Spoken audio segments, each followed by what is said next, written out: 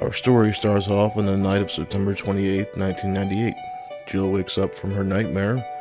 Jill gets a call from Brad Chickenheart Vickers telling her in a panic voice that she needs to get out of her apartment. But just as she hangs up the phone, the trash bag wearing Nemesis Kool-Aid man his way through Jill's apartment. This seems to be a theme of the Remake series. I'm willing to bet that later on there'll be an explosion that tosses the main character into a car. Jill shoots Nemi the Nemesis in his trash bag face because she can no longer get her deposit back, and that would piss anyone off. Jill runs from Nemi and uses her Spider-Woman senses to duck out of the way of Nemesis' game of rock toss. Jill breaks into her neighbor's apartment and tosses a bookshelf in front of the door because the power of reading, I guess. Too bad the bookshelf is empty. But the bookshelf apparently worked because Nemesis now Kool-Aids man his way through the floor instead.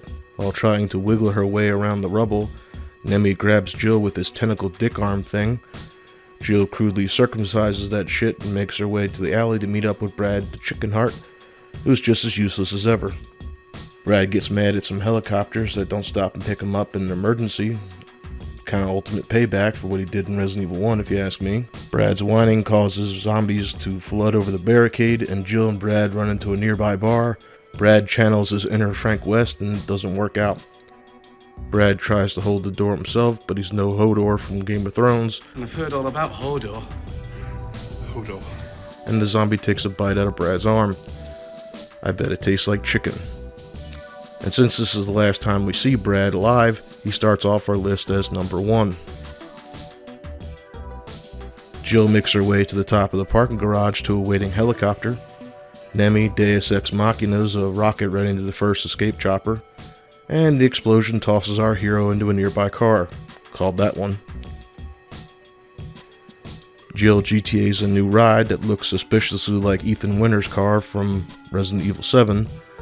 And then she Fast and the Furious is Nemi off the top of the rooftop in one of the coolest action set pieces. It quickly turns from Fast and the Furious to Terminator, and I'm just going to let this scene play because it's really cool. After the really cool scene, Carlos makes his intro with the coolest insult. Hey! Fuckface! Nemi catches the rocket midair and says fuck the police, but since Nemi's tentacle dick has a cooldown period, Carlos shoots another rocket and makes Nemesis bend the knee. Yes, that is another Game of Thrones reference. Carlos and Jill make like a leaf and get out of there to the underground subway platform, where they meet up with the wounded commander of the UBCS, Mikhail Victor. After a short convo, Carlos gives Jill a radio and the goal of collecting survivors, but first she has to get to the power station to get the subway platform up and going to get those survivors out of the city to safety. Jill reaches street level and instantly collects one survivor. Jill quickly has her path blocked by fire, and since this game is a fetch quest with everything and anything possible to pad the runtime, you gotta go find a fire hose, instead of simply just turning on the fire hydrant and letting the water spray around freely, because that would do the same thing and cost very little time. Either way, the fire is put out and Jill runs to another UBCS agent, Murphy Seeker, who becomes number 2 on our kill count after catching a bullet in his head by this asshole, Nikolai. After a few more shit-eating words, he walks up the steps and fucks off out of sight. Jill makes her way to the power station. Since this is a game made by Japan, and they really like to have Jill and tentacle dick monsters do really obscene things, this Drain demo, which is I guess the name for it, takes a page out of Pornhub and deep throats Jill with his baby gravy, and this in turn slows Jill down for the next section of the game, because monster cum is extremely filling, or seemingly for no reason other than to pad the runtime, and in turn this little 5-minute section now takes 20 minutes. But we're gonna skip that shit because, you know, that part really sucks. To get to the end, Jill spits out instead of swallows. With the power flowing, Jill flicks the switch and sends 1.21 gigawatts of electricity. It sends the mini mouth raper hive collapsing into the ground. Jill makes her way to the subway station and puts the tram filled with survivors to their final destination. You'll get that joke in a bit. After leaving the tram station, we run into Nemi the Nemesis, who's porn-hubbing a helpless zombie and is turning him into a Granado from Resident Evil 4-like monster. Nemi chases Jill all the way to the subway platform. After running back into our resident dickhole traitor of the story again, Nemi interrupts and Jill spins off from the rest of the group and lures Nemi away from the survivors. Jill says the iconic line I've been joking about in every video. You want stars? I'll give you stars. She says it in a completely wrong spot though, and maybe, just maybe if we're good through the magic of editing, we'll fix that later. Jill escapes and Metal Gear Solids her way through the game's mandatory sewer level. The sewer, Jill has to fight off mutated forms of monsters from Tremors 2. After reaching the end with hardly any ammo, you come to the top of a ladder and Nemi palms Jill's head like a basketball. Instead of crushing her tiny human skull, he just tosses her aside and menacingly points a flame tosser at her. For dramatic timing, I guess. Nemi allows Jill to get up and run away because plot armor, I guess. Jill finds an open shutter, and since the Remake universe, shutters have this annoying thing to give the heroes troubles, it's somewhat of a rule, I guess, in this universe. She finally gets it down. After running to the rooftop and having a bullet versus flame boss fight, after dumping all of your ammo into Nemesis, I mean, damn, at this point, 3/4 of his body weight would be lead. He face plants into a fiery heap on the floor. As if on cue, like it's a game or something, the burning rooftop begins to explode, and Jill diehards her way off the top of the roof. And scaffolding platform that was magically there to catch her, and I gotta say, as a man who has a wife who wears tank tops, this is the most unrealistic part of the game. Jill goes through all this, tossing, rolling, and falling, and not a single time does one of her titties pop out of her shirt. When my wife wears a tank top, if she so much as bends over to pick something up, one of her baba booies is hanging out of her shirt. There's a reason she's only wearing them when we're alone. Jill finds her way to Kendo's gun shop and they are happy to see each other. Jill offers a ride on the subway out of town, but since we know Kendo's daughter Emma is infected, at this point Kendo refuses Jill's offer. He goes back into his apartment and tells Jill that there's a key to the alleyway hanging on the wall. Yet for some reason, this alleyway is locked again in Resident Evil 2. It's almost as if someone is going behind us and relocking all the doors and doing all that shit. I don't know why someone would do that in the middle of the zombie apocalypse, but anyway, moving on. Nemi returns and he trades in his flamethrower for a laser-guided rocket launcher. Nemi stands on a few cars and fires a slow-mo rocket that does nothing but gives Jill a jump boost over some cars like it's his Halo or something. But Jill was using cheat codes and survives it all with her limb still attached. Jill runs to Carlos, who is waiting by a gas station with a claymore trap. For the first time in the RE universe, the monster gets tossed into a car from an explosion instead of the hero. Before Jill and Carlos get behind the only shutter in Raccoon City that actually works, Carlos blows up a gas truck just to slow Nemi down. Jill and Carlos make their way back down to the subway platform. Jill, Mikhail, and Nikolai board the subway with the survivors while Carlos and Tyrell stay behind. Almost as soon as Mikhail puts it together that Nikolai is a traitor among them, Nemi makes his way on board the tram.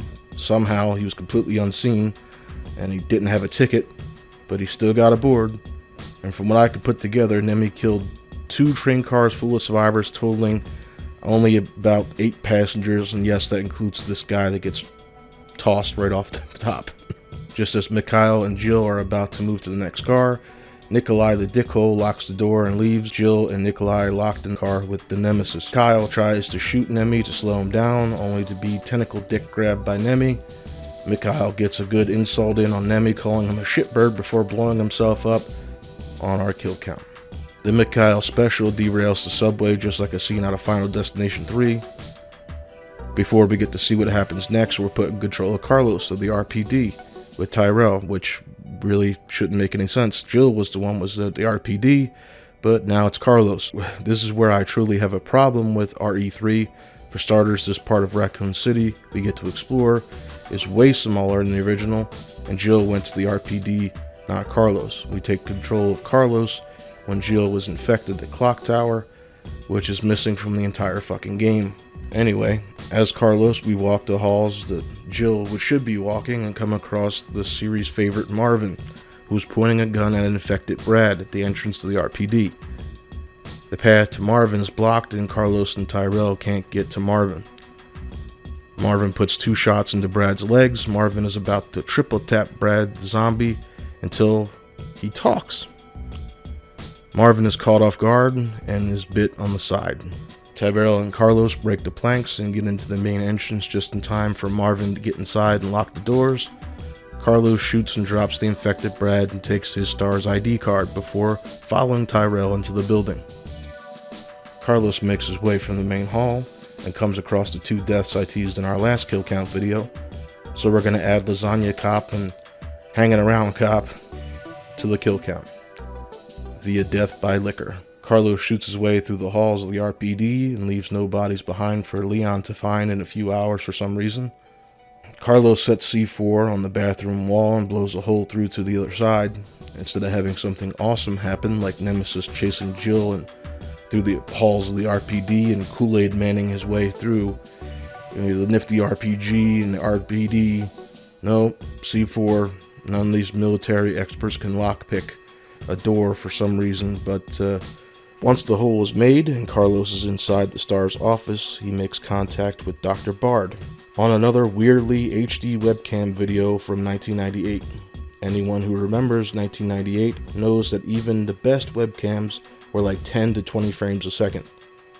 After a short convo, Carlos gets a call from Jill on the radio, and this pointless side story comes to an end and we head back to playing as Jill. Jill survives a tram wreck like Bruce Willis in Unbreakable. Jill runs to the bridge, and Nemi exits the subway waving his arms while he's on fire like some kind of weird crazy goofball. It's not like he hasn't been on fire 5 times already. And he jumps in the Raccoon City River to cool off. Jill calls him a bitch, and Nemi apparently heard this and gets offended and jumps out of the river looking more like a werewolf xenomorph than a Nemesis. Nemesis chases Jill across the rest of the bridge. Jill dodges some dog-like attacks as she gets a roundabout boss fight platform thing that she lands on. After wasting all your ammo again and using your grenade launcher rounds, Jill slowly walks over to the bullet-ridden Nemesis, and she's been through this before. Her raisin has gotten bigger and stronger since Resident Evil 1, but she apparently didn't see that Nemesis was going to wake up from his bullet-induced nap, and he grabs Jill's foot. Jill shoots him with her only remaining weapon that has ammo. Jill shoots the chain holding up the gate. The gate slams down on Nemesis' arm, acting like a guillotine, and lops off his left arm. Just as Jill is about to get up and get away, another tentacle dick comes into play again and uses it to spin off a little splint into Jill's arm, infecting her. Jill falls unconscious and the dick hole makes an appearance again just to be a dick hole before the screen fades to black.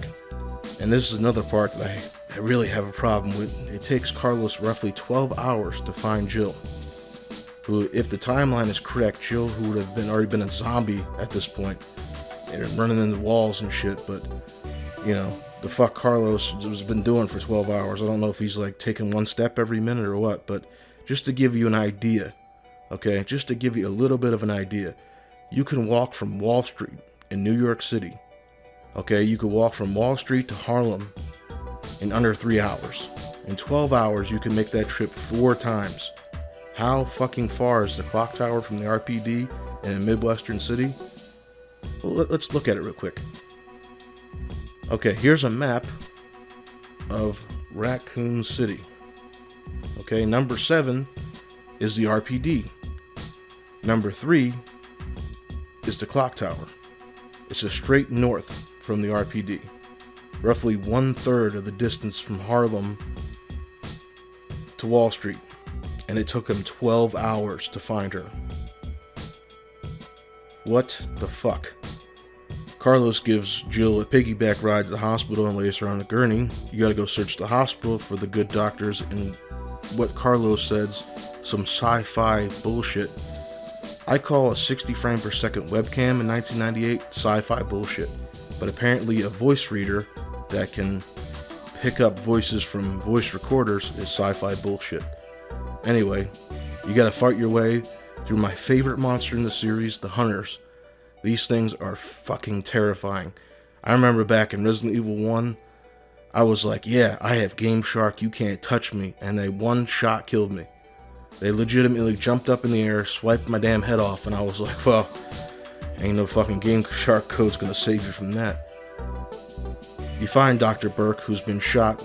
Speaking of impossible webcam footage, Burke recorded himself blowing the whistle on an umbrella. After movie time, Carlos finds the purple vial dildo-esque antiviral thing. Carlos gives Jill a shot, not knowing what kind of dose to give her or anything, but everybody's a medical expert in this universe. An emergency alert comes on the TV saying that the city has fallen and anyone who is not a walking corpse soon will be unless they get the fuck out of the city. Zombies flood into the lobby and Carlos uses C4 on a pillar to block the entrance. After a short convo, Carlos heads down to the hidden lab under the hospital because Resident Evil's got a Resident Evil. There's always an underground lab and it always has a self-destruct. Well, I take that back, I don't think this one does. Jill has a nightmare of Carlos becoming infected and attacks Jill with a jump scare, waking her up from her tentacle dick nap. Jill rallies Tyrell to follow her down to the secret lab after walking into a random door as if by magic. Nemi beats them down there and tentacle dicks Tyrell. And after Jill helps the poor guy back to his feet, Nemesis got enough XP to level up because his tentacle dick no longer needs a cooldown, as Nemi spears his tentacle dick right through Tyrell's back instead of Jill for some reason because she's the primary target. This officially adds Tyrell to our kill count by death via tentacle dick. Jill hits the button like Dee Dee from Dexter and it looks like the shutters must have leveled up too. Jill makes an antivirus. Somehow she knows how to do that. But just as she does, a tentacle dick comes down from the ceiling, and Nemesis is choking her. Jill uses a knife stabbing at the tentacle dick that's wrapped around her neck. Speaking of which, she comes really close to stabbing herself in her own fucking neck, and Nemesis just tosses her aside. Because plot armor, I guess. After some more chasing, Nemi decides to David Carradine Jill again, and this time Jill uses her handgun to blow up a nearby fuel tank. And Nemi lets go of her. Again, why not drag her ass into the fire with you? Fuck, this game is short, but are we almost done? Let's skip a bit, shall we? Nikolai steals Jill's antivirus, and this is needed to prevent Raccoon City from being nuked. And he steps on her fingers, causing her to fall into another round pit-like boss fight area. I'm starting to see a pattern here. Carlos uses a crane to end the boss fight, cracking Nemi the Nemesis in his increasingly xenomorph-looking face. Jill climbs on the crane, looking how I feel, tired of this shit. Carlos dumps acid into the pit and melts Nemi into a red slimy sludge. Jill and the dickhole get into a standoff, and surprise, surprise, Nemi has something to say about it, smashing through the wall looking like a giant tyrant turd. Thankfully, this lab has a railgun for some reason, but it helps us end this shit once and for all. Jill charges up the railgun looking like Lady Thor and shoots off a chunk of shit from Nemesis' turd-like face, and Xenomorph Nemesis looks mad about it. Jill's legs are still working. Somehow they're not a broken mess after cracking the concrete all around her, but apparently she withstood the shock of that really well. She has to push these mega batteries back in to recharge the railgun for a killing blow, aka pad the runtime for a few more minutes. Once recharged, Jill walks to the railgun that is bigger than her, and she walks right up to the Nemesis with no problem at all, sticks it right in his mouth, and makes a shitty date joke. Next time, take the fucking hit! Before blowing a hole from Nemesis V to his A. But like I said, I'm gonna fix this with the power of editing. So let's give Jill the line here that she should have said. You want stars? I'll give you stars! Much better. For the first time in Resident Evil history, Jill takes an elevator up instead of down. Jill gets to the roof and finds Carlos taking a nap. But psych, it was a trap set up by Dickhole. Why Dickhole didn't jump into the chopper and fly away, I have no idea. Another plot armor element, I guess. I mean, that would have been smart, but since Dickhole is a dickhole, he has to monologue just long enough for sleepy guy Carlos to wake up and save Jill like a damsel in distress by getting into a Metal Gear-esque ground fight. After a few blows back and forth, Carlos has Dickhole in a chokehold, and instead of breaking his fucking neck, he forces Jill to shoot him. And for some reason, the game makes you pull the trigger. And no matter what you're aiming at, you always hit the Dickhole. I literally aimed at Carlos and still shot the asshole right in the shoulder. So it doesn't matter. I don't know why the game actually insists that you pull the trigger if the game outcome doesn't really matter. Jill gives Dickhole one last chance to not be a dickhole, and he refuses.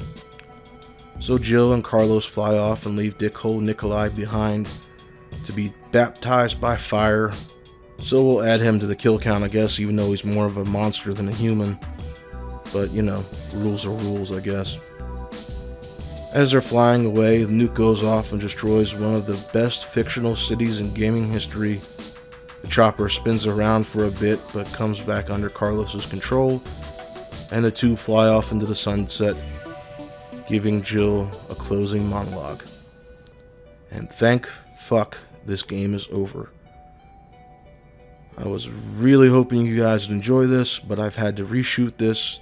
This is probably the second and a half time because, yeah, it's the editing software, like I said, been giving me problems.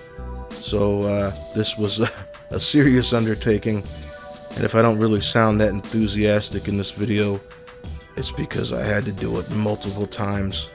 And I really hate editing something multiple times. But anyway, I hope you guys enjoyed. For more content like this, please like, share, and subscribe. And we'll see you in the next one. Bye.